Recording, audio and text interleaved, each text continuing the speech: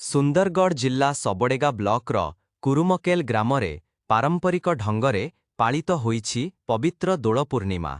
ଭକ୍ତି ଓ ରଙ୍ଗର ଏହି ମହାମିଳନରେ ସାରା ଗ୍ରାମ ଉତ୍ସବମୁଖର ହୋଇଉଠିଛି। ଗ୍ରାମର ଆରାଧ୍ୟ ଦେବତାଙ୍କୁ ଏକ ସୁସଜ୍ଜିତ ବିମାନରେ ବସାଇ ଏହି ଉତ୍ସବର ଶୁଭାରମ୍ଭ କରାଯାଇଥିଲା। ଗ୍ରାମର ଗୌନ୍ତିଆ ଶ୍ରୀଯୁକ୍ତ ରାଜେଶ ନାୟକ ସହିତ ତାଙ୍କ ଧର୍ମପତ୍ନୀ ଶୁଭଶ୍ରୀ ନାୟକ ପୂଜାକାର୍ଯ୍ୟ ତୁଲାଇଥିଲେ। ଘଣ୍ଟ, ଶଙ୍ଖ ଓ କୀର୍ତ୍ତନର ଧ୍ୱନି ଅଞ୍ଚଳରେ ପ୍ରକମ୍ପିତ ହେଉଥିଲା।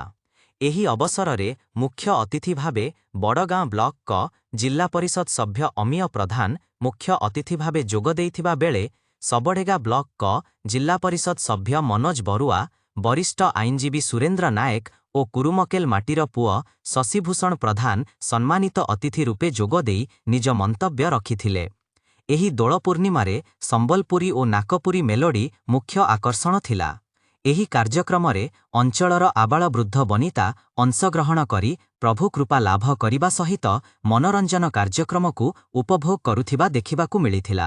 କମିଟି ସଭାପତି ବସନ୍ତ ପ୍ରଧାନଙ୍କ ପ୍ରତ୍ୟକ୍ଷ ତତ୍ତ୍ୱାବଧାନରେ କାର୍ଯ୍ୟ ହୋଇଥିବା ବେଳେ କମିଟିର ପ୍ରତ୍ୟେକ ସଦସ୍ୟଙ୍କ ସହଯୋଗରେ କାର୍ଯ୍ୟ ସୁଚାରୁ ରୂପେ ଶେଷ ହୋଇଥିଲା।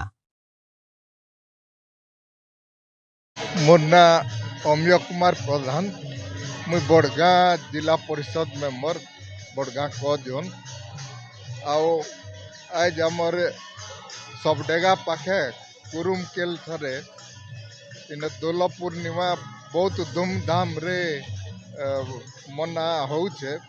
अब बहुत संख्या रे आसपास रु लोग सब आसिक योगदान करिछन। आओ कीर्तन पार्टी भी चली छे, बहुत सुंदर सबुआड़े दुकान बजार सबू लगी छे।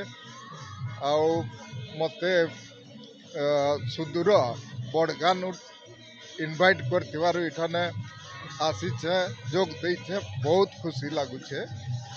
बहुत भीड़ भाड़ आछे, एंता आगे भी आहरी बढ़िया एंता आगे बढ़ू।